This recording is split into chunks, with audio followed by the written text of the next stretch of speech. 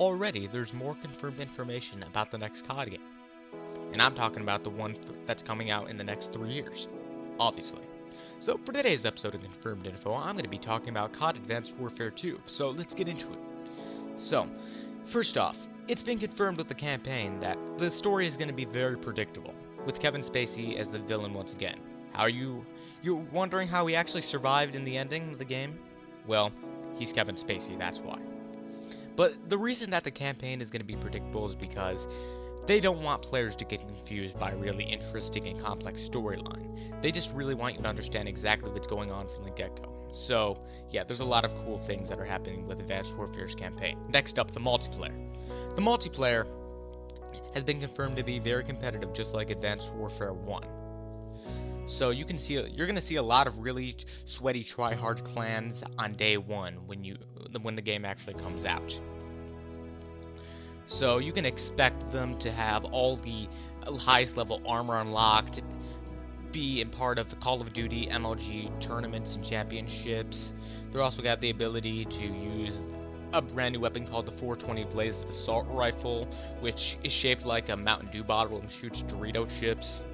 Also, they're going to be able to control you with the powers of the Illuminati, so yeah, there's a lot of really cool things happening in this game. There's also a few new score streaks being introduced. And this is actually a throwback to Call of Duty montage videos, because they really want you to get the nostalgic feel of YouTube when playing this game, because COD has a really big impact on YouTube. One of these score streaks in particular is meant to really kill the enemies, and by that I mean blow off their heads from pure annoyance. In fact, here's a little audio clip two audio clips showing exactly what you're going to be hearing in the score streak known as the Squeaker. Take a look, or hear that is, or listen, whatever you want to call it.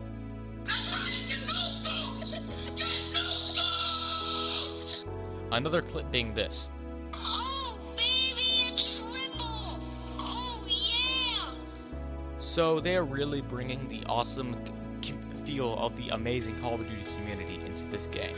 So yeah, there's a lot of really cool things going on with it, and I'm sure everyone's really excited about it.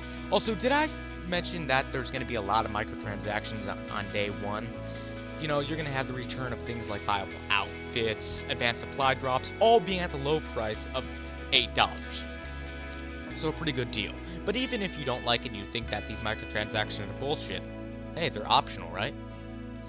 Every company needs money, even though they are clearly giving you the ability to buy the season pass for only about $60 and already spending $60 on the game, all adding up to a price of $120. It's optional, and the companies need the money, Come on, it's not like Call of Duty is a multi-billion-dollar franchise that has been swimming in money for the last 6 or 7 years or so. Come on. That's complete bullshit. So, yeah, there's a lot of really cool things happening with this game. I also forgot to mention that there actually is going to be a few map remakes available to buy at launch, all being at the awesome price, adding up to about $50 or so, because they really feel that there's going to be a really cool experience within these maps. In fact, these map remakes are only from Ghosts, because they know how much everyone loved Ghosts maps. Maps such as Chasm and Stonehaven, Freefall, all the really awesome maps from COD Ghosts 1. A lot of really cool shit is going to be happening in this game, as you can see. Yeah, this game is going to be a lot of fun. So, next up, Exozombies. Now, Exozombies. Exozombies is not going to be available to play on day one. In fact, the only way to access Exozombies is by buying the Season Pass. Yeah. And the Season Pass is going to be at an awesome price of about $80 or so. But it's only going to include the 4 DLC packs that actually launch for the game. And it's not going to include any of the microtransactions whatsoever, because companies need money once again. So that's really cool, as you can see. Anyways, back to Exozombies. That's right, you can only buy it through the Season Pass. Once again, awesome and all. And none of these maps, once again, are going to be available to play at launch. And the reason is not because the content was already developed before the game's launch, but because they really want people to get excited and hyped up, you know what I mean? Sure, they could have easily added this in as playable content from the start, but they'd rather you buy it with the DLCs because they really want this game to be supported financially, because money is important. It's not greed, by the way, it's just the developers caring about the community. Now, finally, Exo Survival. Exo Survival, it's literally going to be copy and pasted from Advanced Warfare 1, which was copy and pasted from Ghosts, the safe dark mode.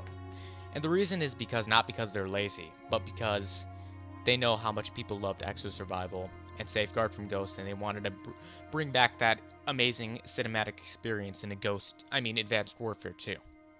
So as you can see, there's a lot of really cool things happening in this game. It's very exciting to see the route CODs going down, MLG, Doritos, Mountain Dew, etc., etc.